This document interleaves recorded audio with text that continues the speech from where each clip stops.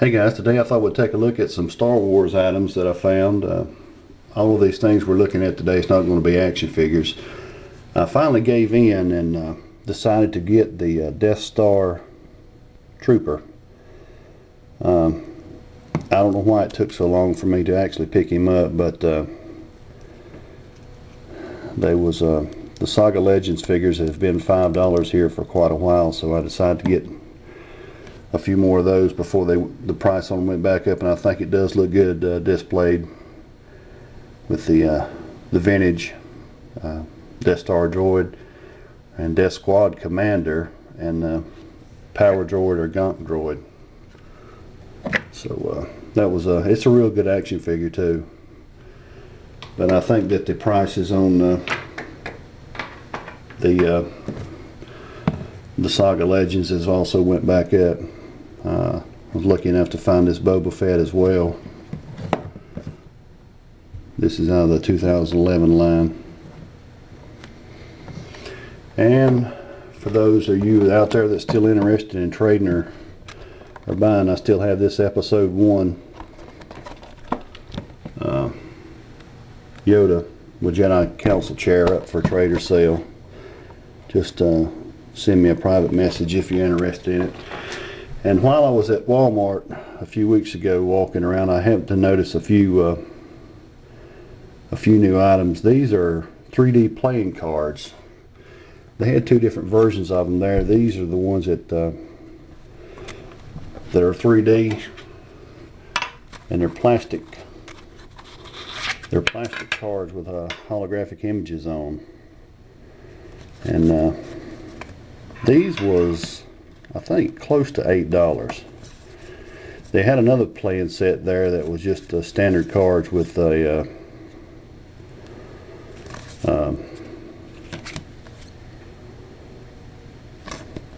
with just the standard pictures on, and I think they was around $4 or $5. So I decided to pick these up. I thought these was pretty neat.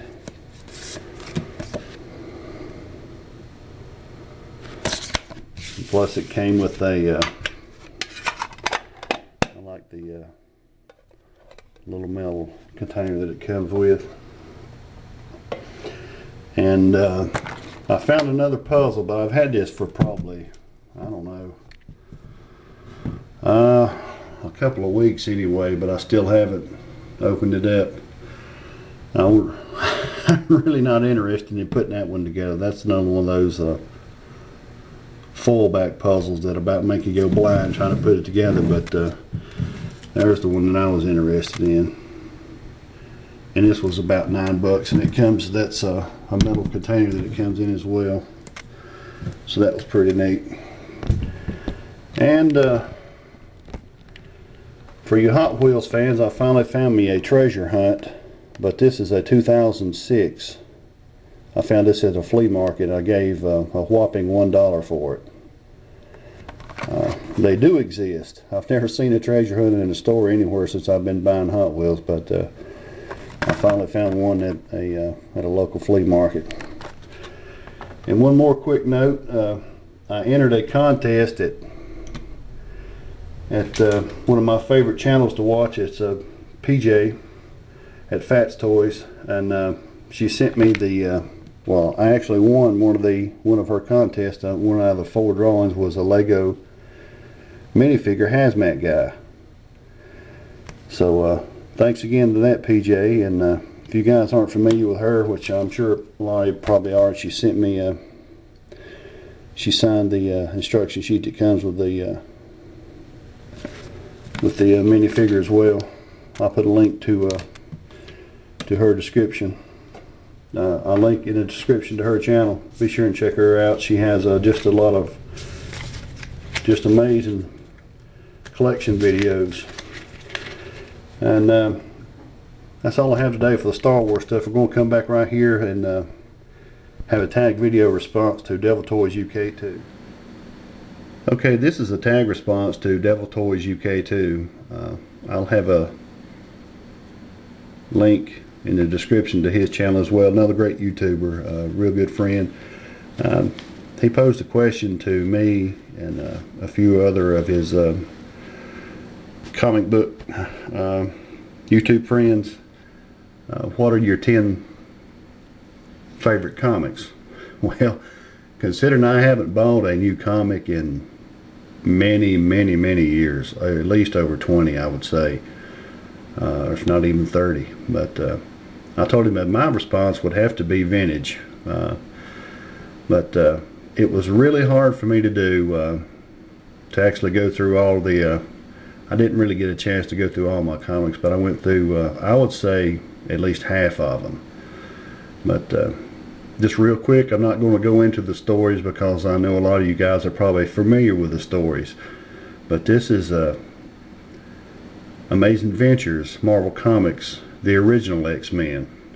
This is featuring the return of the dreaded Magneto, and at last they're face to face with the Brotherhood of Evil Mutants, which, you know, this story goes way back.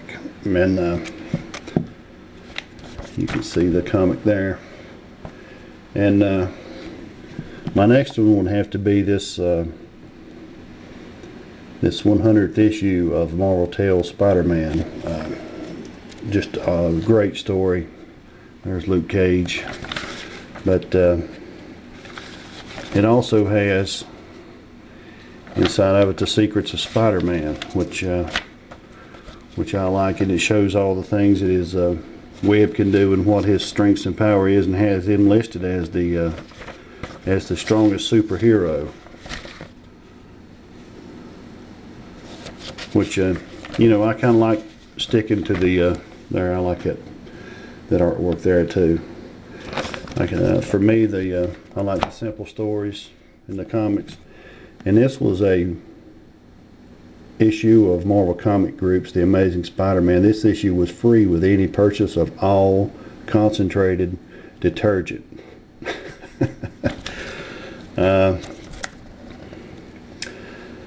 Good story in this one as well, but this one actually has the origin of Spider-Man in it. And this is 1970, 73 or 74, I think. And it also features the Secrets of Spider-Man. And actually, this is not going to be more than a top 10. There's probably 14 books laying here, but here's another tie for number 8 for me. I just like the classic look and the classic drawings and stories of the Incredible Hulk. And this is another tie as well, as far as this is a new comic, but this one was sent to me by a good friend in Germany, and this is in Dutch or German, so I can't read it, but you can see that it's got Boba Fett against Jango Fett, but in the end they work as a team together to escape. Which this is a friend from a friend, and another good YouTube friend in Germany, Andre. But it was a tie with this comic book right here. This is the Star Wars Empire Strikes Back. And I know, I'm sure that all of you are familiar. There's everybody's favorite advertisement, O.J. Simpson.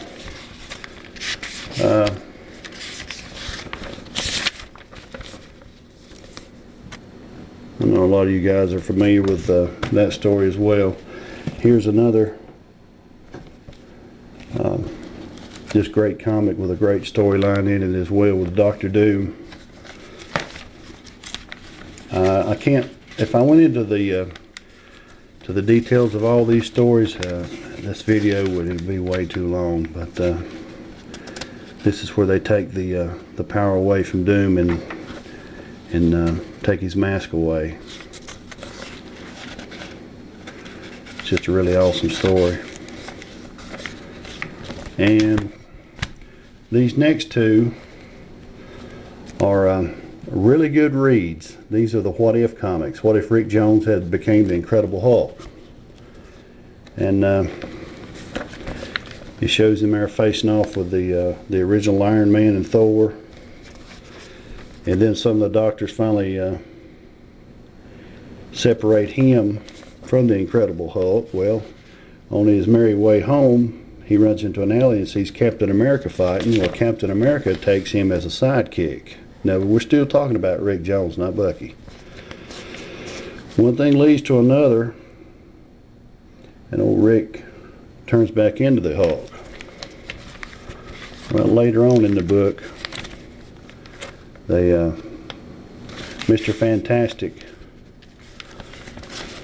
and the Fantastic Four finally shoot him with some kind of separation gamma ray and take him back away, and that's a good read. Interesting, very clever writing. But and this one right here is what if Spider-Man had never become a crime fighter, and the storyline bases this on that one moment in time to where he's stopped the burglar that killed Uncle Ben. Well, in this issue, he did stop him, and he became, the police couldn't believe it, and he became a instant star and sensation, and got to host a Tonight Show with Johnny Carson. He sat in for Johnny Carson, actually, and there's Uncle Ben saying that you should use your powers to fight crime, and he said more or less that he's more interested in making money. So him and Daredevil come up with a production company and start shooting movies, and in the end, the actors turn out to be all of his villains, from Electro all the way to the Sandman, and then they start killing all of his friends, and then that turns him back in to where he starts fighting crime again. Interesting read. And the number 2 for me is this one right here. And I know a lot of you guys are familiar with this story, but for me, when I first read this, I just couldn't believe that the Goblin was gone. Norman Osborn is pure evil, and all he wanted was money, and you know, money is the root of all evil. And as far as it's going to be, there's 3 ties for number 1 for me. I'm sorry, Leo, I couldn't narrow it down that good. I know I've showed this comic numerous times, but for the ones that I have that I could go through within the last week, maybe, this is my favorite read. I went through this book before. This is just a fantastic book to read. I read it over and over and over numerous times. But as far as a favorite comic, this is, I'm not taking this one out of the plastic. This one is all but about to fall apart. This is the first issue of Spider-Man, and you can see that it's been chewed and eat on by who knows what. I found this on top of a barn, and it's missing the back cover, but you can see there there's one of the inside pages. I think the original issue had 30 pages, and this one wound up, I think it's got 25 or 26 pages. I'm just glad to have this, but it's in really rough shape. And here's the tie for number 1 for me. This is the 1974 Marvel Treasury edition of Spectacular Spider-Man, Deluxe Limited Edition. And yeah, there's Spider-Man's signature. That was mine from years ago. But for me, this one right here is probably going to be my favorite, even though it's not a comic in the sense of what we think it is. Look at the Goblin's glider right there. It's more like a glorified missile. But I carried this thing with me everywhere I went as a kid, and I mean everywhere. Vacations. Just love this book, and still do. It has the Secrets of Spider-Man in it as well. I guess you can tell I'm a big Spider-Man fan, but this one is by far my favorite.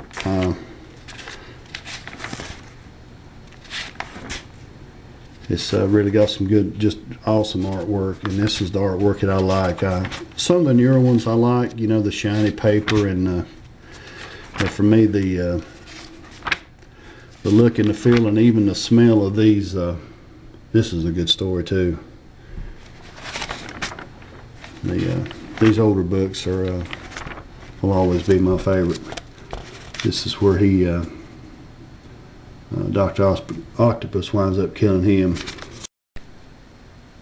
Okay guys, sorry about that. I wasn't really paying any attention and my memory card got full, so I had to unload it and start back over. But like I was saying before, sorry Leo, I really couldn't narrow it down, and I know that this wasn't an actual countdown from 10 to number 1, but it's just really hard. Just a really hard question that you posed upon me, and you know, it's really all I've thought about ever since that you made the video. But this book right here is, for lack of better terms, been to hell and back. And you see the tape on it. As a kid, you know, this is a huge book. I mean, you can look to see, well, there's a Star Wars puzzle, and it just dwarfs it, and here it is compared to a regular comic. So but I really have enjoyed this one over the years. Like I said, this is a 1974 deluxe limited edition. But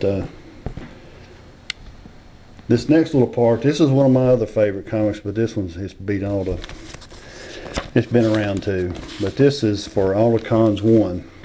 We traded recently for a Red Skull, and he was interested in some Twinkies as well. But all these older comics had either fruit cakes or Twinkies ads in them. And then here's one with the Captain America and the Red Skull, and he's consulting his cosmic cube about taking over Washington and the world. And Captain America comes in with some delicious cream flavored Twinkies, and everything's fine after that. I just thought you'd get a kick out of that. But anyway guys, those are my 14 top 10 favorites, I guess. But I really do enjoy the friends and the YouTube buddies that I've found here on YouTube. And thanks to everybody for watching. If you got any questions, I'll answer them the best that I can. And Devil Toys UK2, be sure to check him out as well. And that's all I have today for my Marvel comic selections.